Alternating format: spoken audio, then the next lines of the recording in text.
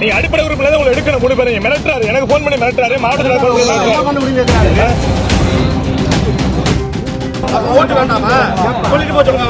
தலைவர் போட்டவும் உங்க போட்டோ இணைச்சுதான் வச்சிருக்கோம். போஸ்ட் தலைவர் போட்டோட எல்லா போஸ்ட் 30 போஸ்ட் வச்சிருக்கோம். உங்க போட்டோ இணைச்சுதான் வச்சிருக்கோம். நீங்க எவ்வளவு வேலை பாக்குறீங்க உங்களுக்கு தெரியும். உங்களுக்கு நான் உறுதியா நிக்கிறேன். முத்திரையர் ஓட்டு வேண்டாம்னு நினைக்கிறாங்க. இல்ல அப்படிலாம் நினைப்போட வேலைகள் அப்படித்தானே நாங்க கைக்கிறோம். தொகுதியில வீழ்ந்ததுக்கு காரணம் ஒண்ணே ஒண்ணுதான். ஒரு முன்னாள் சட்டமன்ற உறுப்பினர் சி.வி. சேகர் அவர்களுடைய இல்ல திருமண விழாவுக்காக அதிமுக கட்சியினுடைய பேனரோட தமிழர் தேசம் கட்சியினுடைய பேனர்கள் வைக்கப்பட்ட நிலையில அந்த பேனர்களை அதிமுகவை சேர்ந்தவங்க அகற்றிட்டாங்க அப்படின்னு சொல்லி எடப்பாடி கே. பழனிசாமி அவர்களுடைய வாகனத்தை வழிமறிச்சு தமிழர் தேசம் கட்சியை சேர்ந்த இளைஞர்கள் போராட்டத்தில் ஈடுபட்டதால பெரும் பரபரப்பு ஏற்பட்டிருக்கு. நீ அடிப்படை உறுப்பினர் உங்களை எடுக்கணும் மூணு பேரும் மிரட்டுறாரு. எனக்கு போன் பண்ணி மிரட்டுறாரு. மாவட்டத்தில் வேண்டாம்னு நினைக்கிறாங்க.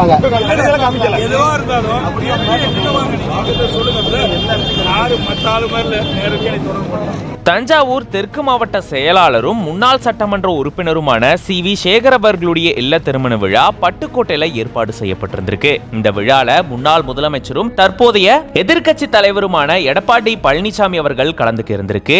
இதுக்காக அதிமுக கட்சி பேனரோட சேர்த்து தமிழர் தேசம் கட்சியினுடைய பேனர்களும் அங்க வைக்கப்பட்டதா சொல்லப்படுது. சி.வி. சேகர் அவர்கள் கிட்ட இது சம்பந்தமா முறையிட்டு இருந்திருக்காங்களாம். அவரும் இதுக்கான அனுமதியை தமிழர் தேசம் கட்சியை சேர்ந்தவங்களுக்கு வழங்கினதா கூறப்படுது. இதை தொடர்ந்துதான் அங்க தமிழர் தேசம் கட்சியினுடைய கொடிகளும் பேனர்களும் வைக்கப்பட்டதா சொல்லப்படுது. இந்த நிலையில தான் அதிமுகவை சேர்ந்தவங்க அந்த பேனர்களையும் கொடிகளையும் அகற்றினதா சொல்லப்படுது. இதை தொடர்ந்துதான் இந்த தமிழர் தேசம் கட்சியை சேர்ந்த இளைஞர்கள் சாலை மறியல் போராட்டத்தில் ஈடுபட்டு இருந்திருக்காங்க. அப்போ அங்க எடப்பாடி பழனிசாமி அவர்கள் வந்ததை தொடர்ந்து அவருடைய வாகனத்தை வழிமறிச்சு பேனர்களையும் கொடிகளையும் அகற்றணுங்க மேல நீங்க நடவடிக்கை எடுக்கணும் அப்படின்ற மாதிரி முறையிட்டு இருந்திருக்காங்களாம். அதை தொடர்ந்து எடப்பாடி பழனிசாமி அவர்கள் கண்டிப்பா இது சம்பந்தமா நடவடிக்கை எடுக்க போறோம் அப்படின்ற மாதிரி தெரிவிச்சிருந்திருக்காராம். எந்த பிரச்சனையா இருந்தாலும் அதை பெருசுபடுத்த வேண்டாம், என்கிட்ட நேரடியா வந்துருங்க, நான் கண்டிப்பா உங்களுக்கு அந்த பிரச்சனை தொடர்பா உதவி செய்யறேன், அவங்க மேல நடவடிக்கை எடுக்கிறேன் அப்படின்ற மாதிரி எடப்பாடி பழனிசாமி அவர்கள் தெரிவிச்சதா கூறப்படுது. இதை தொடர்ந்துதான் அந்த இளைஞர்கள்